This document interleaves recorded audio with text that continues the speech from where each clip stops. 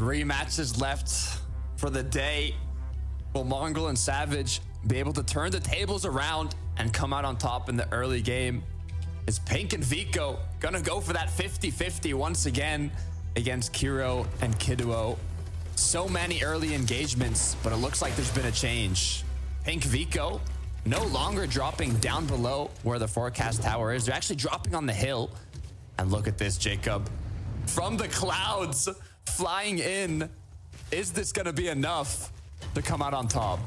Now, they definitely have the shields, so depending on what they find on that low ground, Pink Vico, they know all too well what kind of loot is going to be down there. Crash pad yet again, a chance to sneak up onto one, but he sees that one coming. Nice shots being landed. Vico doesn't back down. He gets the first knock onto Kiro. Now, with the upper hand in this battle, Kiduo is forced to make a difficult decision. Does he go for the 1 versus 2? He's farming up, maximizing the amount of materials as he knows there's no more time to run. Vico, Pink now take the shots, but you gotta be careful. Pink gets cracked. They're low on materials. Kiduo should have more in this situation, as now they tried to do a cheeky little crash pad play, but with the frenzy shotgun in hand, it's gonna be a 63, but it's not enough to get the Elib 1v1. The timing just wasn't there. Vico goes in just a little bit too ahead of himself. Now Pink is forced to kind of battle it out, and he doesn't have a shotgun. This could get dangerous. Breaks into the first box. Oh. Shotgun or no shotgun, he doesn't care. Kiduo stands tall yet again. Back-to-back games taking out Pink and Vico off spawn. You could not be losing those engagements when so much is on the line. I like the kind of game plan change, though. Switching up their drop, trying to find a new way to come out on top. It's all about adapting in Fortnite competitive. But you have to do it quickly if you're trying to make those changes in day 1. You'll have a bit more time to study in between day 1 and 2, but right now, it all has to be done in the moment. Finally, we jump on board this fight and over towards Lavish Layer. And so far on the day, we've seen very, very quick interactions between the two teams, with Queasy and Veno getting pushed off in that last game. You've seen take a different approach here, making sure to loot up the bottom, kind of work their way top to bottom, then kind of work their way back on up, get as many of the resources as possible. A lot of those trees inside near the NPC is going to give you quick materials in terms of that wood. And without an angle just yet for Queasy and Thomas, they're going to go ahead and continue to play a slow game. But Noah, oh my gosh, that was a quick replay. He got 2. 2 quick elims. Aim as strong as ever. As Thomas HD and Queasy have a bit more time to breathe now. In the previous match, once again, the engagement was finished off quickly with Thomas HD being knocked down and eliminated. Queasy forced to leave and do what he could as a solo. But now that both players are up, shields in hand, materials and weapons, it's going to be a bit more of an even engagement. The longer they take here, we know all too well. You see Gabix on the other side. Misha, Teeny break into the box onto Chari. Take him down rather easy. Girish has no choice but to disengage. You see him at the bottom of your mini-map trying to get out, stay alive. Misha Teeny scavenging all the barrels, all the loot. That's something that, you know, this team does so well. Cut off people who have, catch them off guard, find eliminations where you at least expect them to. Waiting for that forecast tower. So far, no more opponents in sight. As Tace and Veno gliding on through, skiing down the mountain now. They have came in for third parties on Pink and Vico in previous matches when they were kind of staggering out the engagement with Kiduo and Kiro, which is part of the reason, most likely, that forced them to try and speed up those battles. But it looks like even though they know the engagement has ended, they might be the ones this time around that want to contest the forecast tower, but I might have spoken too soon as Tayson drops down low. And they contested it in game 1. Unfortunately enough, that's when Pink and Vico took that card on a wild goose chase. Game 2, Kirio and Kiduo almost uncontested over there on that side of the map. But this time around, Darky and Darkest looking like they're ready to fight for it. And it's only a solo that they're going up against, so great odds here for Tayson and Veno to try to third party and sneak away with something. Have they taken it as Darky continue their pursuit for Yanis. Put up as a solo. They won it, Jacob. Yeah, and this is the team right here. They already took down Flixie. You see they have that mythic Hyper SMG in their inventory. That's where they're able to get that for themselves. Darky still chasing Yanis on the other side, forcing a game of ping pong as he rotates back on over. But Cringe Noms, I saw it in the feed. Queasy Thomas did go down over towards Lavish Slayer. A huge blunder for their game plan yet again, but Yanis trying to save the day. Currently positioned in fourth. For him to go down here will be disastrous for their consistency. Do they know? Yanis crouched up in the corner, praying right now. Then a miracle comes through. It looks like they haven't found him. As the last thing you want to do in a lobby like this is waste time. But sometimes you're forced to just wait out a little bit, which is exactly what's happening to Yanis here. As it looks like Bevies, Pablo also getting closer and closer. Yeah, everybody kind of rotating in that direction. Classy Courts over here towards the north side of the map. And you can see the edge of zone over towards Classy Courts. So you have the potential to kind of center up this game versus being either far to the left or the eastern side of the map, mixing in pings. Kind of see where they're positioned on the leaderboard, just outside of that top 5. And they have Sky Dune in their line of sights. Multiple players all around this, but they're just waiting for somebody they can catch off guard, and that could potentially be them. Reason Vidil now deciding to rotate a bit later into zone, securing those materials on the rotate. I think they saw a heal come through on the train. They know that there's some players. You cannot build while you're on it, as they quickly jump off to build some walls. And now with the HP and shield advantage, Reason Vidil want to take this engagement. And already they have the advantage with a couple of those shots that they've landed. They separated the two players, going different directions. Vidil is hot on the heels for one. He knows that just a sliver of HP is going to be left, and Robin's going to go down. Vidil makes that one look easy. And they have that hammer pump, the mythic hammer pump from Snooty. So already their game and their loot is off to a great start. Reason's going to be hot on the chase for the only one that's going to be remaining left. But Vidil went down to somewhere. Gotta imagine a snipe, because that's Lox who took him down. A duo partner came in for the third party. Reason was split up, now still in his 1 versus 1, but he must be thinking, what does he do now? He can finish this off, but after that, there's a whole other duo close by. Almost worst case scenario. Now no choice but to go. End up with a frenzy versus frenzy battle on the other side. Reason was able to come off on top, get the med kits, more than enough shield. And since you see that team in the mini map disengaging off of where they got the elimination onto Vidil, you know he's going to be able to, at the very minimum, grab that reboot card. The good news is, I believe there's even more than 3 medkits. We saw some left over after he picked up that initial stack, so he'll have the time to kind of bring his duo partner back in the match. But the issue is, it's going to take so much time that once they eventually get into zone, they're going to have to kind of make a comeback. Cammy, similar situation, but we've seen what he's capable of, even as a solo. Was able to clutch so many points in one of the previous matches. Is now, it looks like he's put in a similar situation once again. 14 plays, not bad for Seti and Cammy to be in. But for what we know what they're capable of, I feel like this is just the start of something special if Cammy can get Seti's reboot card back on in. Caden, Diox just rotating, Flowberry Fizz, Crash Pad, a combination for both. They just want to cover as much distance as possible and beat a lot of the teams to the position in towards zone. Rightfully so, 164 points. They're sitting cool in second place. Mixin Pink, on the other hand, with a duo close by, it's CZB Nathan fighting for that combat cache. Once again, the forecast towers should have been captured by this point. And the next objective here, it's combat caches, it's Rift Island. Which one are you going for? As Mixin securing to kind of take these shots at medium range. Nothing too risky, as all he really wants is to use up the time, get that combat cache, and in the meantime, maybe even a bit of damage. Game 1 victors close behind them. Arya and Loki kind of seeing if they have any options here as both players continue to take their shots.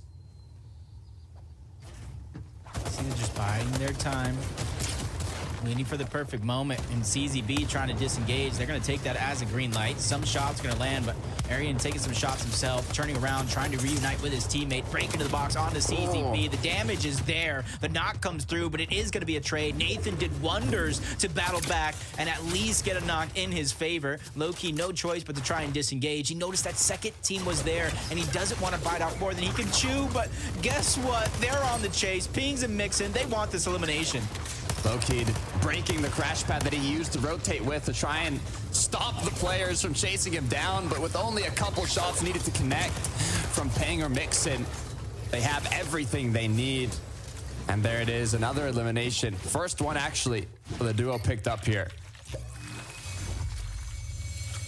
A big moment for them. As you see, they were trying to sneak up on a team. Everything paid off. They got their one elimination. Little bit of a refresh in terms of shields and a lot of the healables, but very, very light on materials from where they would like to be.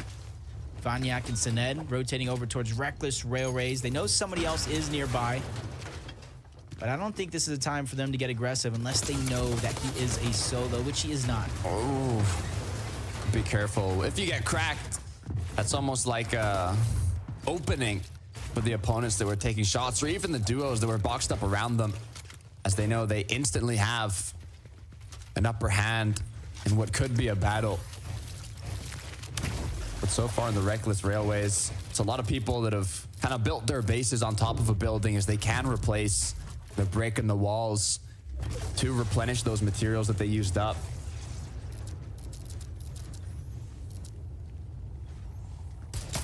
See, just looking around. They escaped one fight, trying to gather information.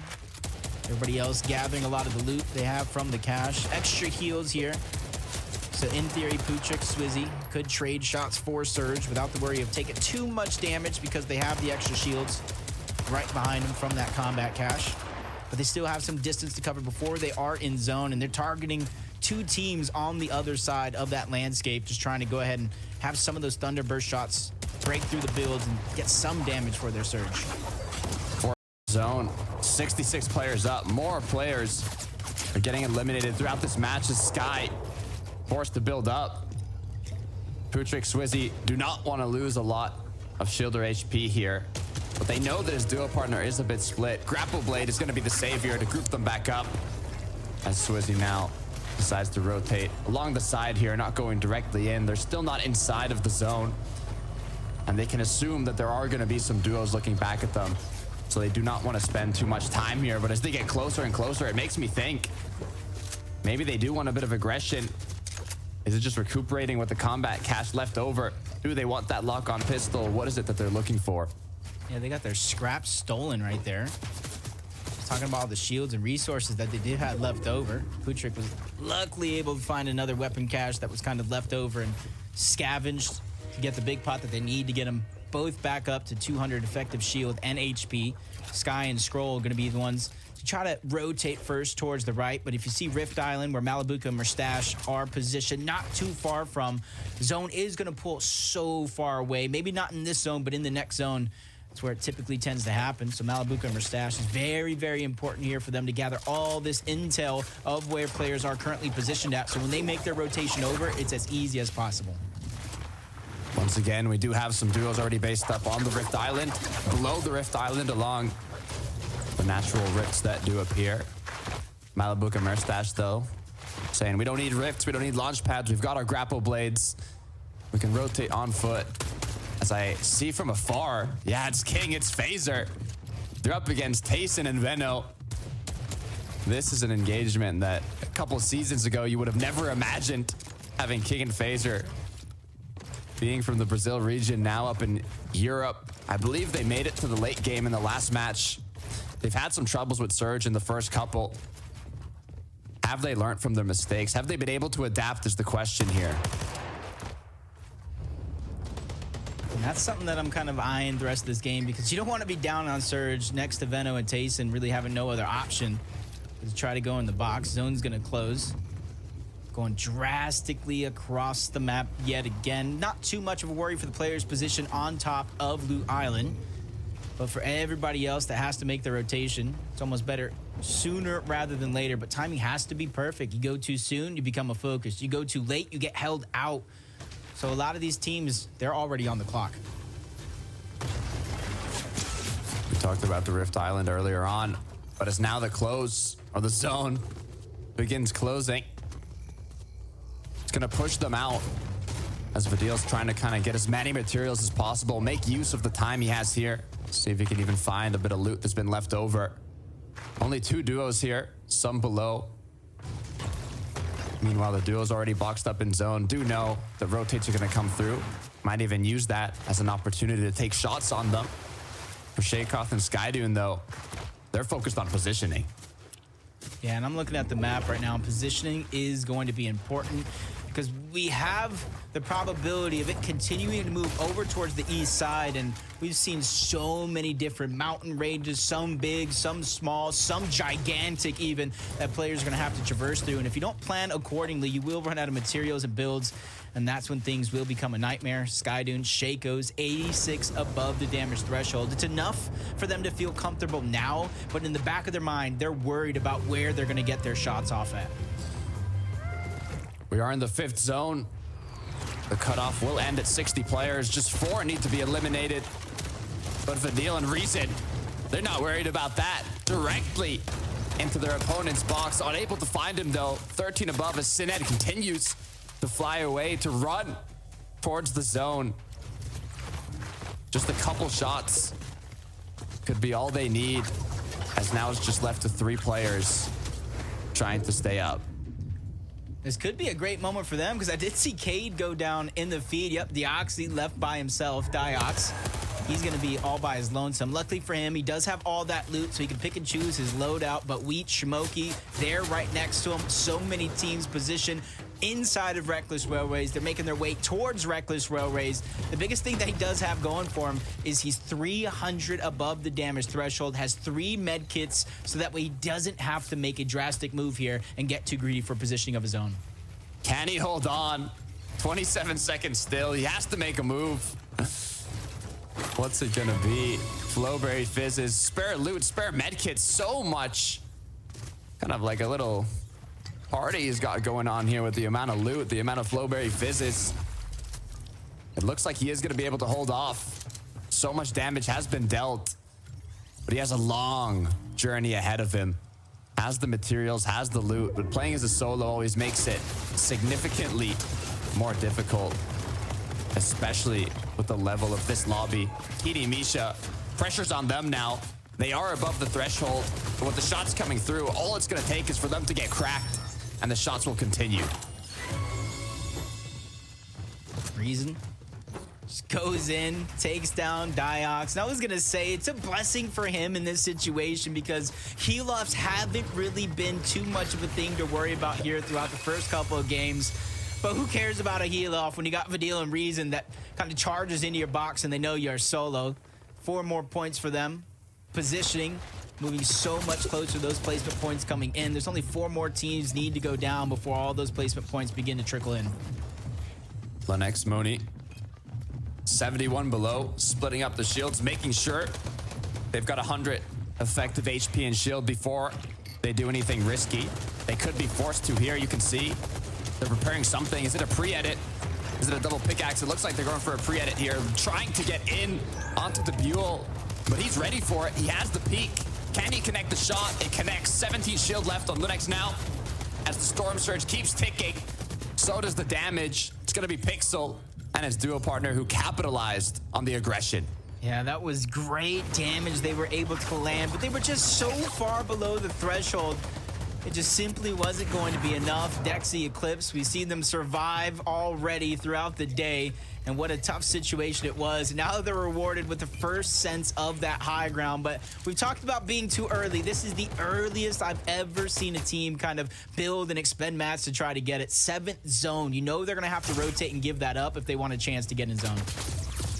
King, 1 elim on the board, but it's still going to put them below by 33 damage. They have spare loot. They have the flowberries, the medkits. There's 52 players up here in the 7th zone.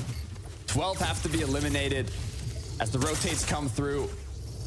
Long distance to be traveled. They do have the grapple blades, they have the crash pads, but as they fly through the air, through the sky, all the players that need to do damage will be looking for them.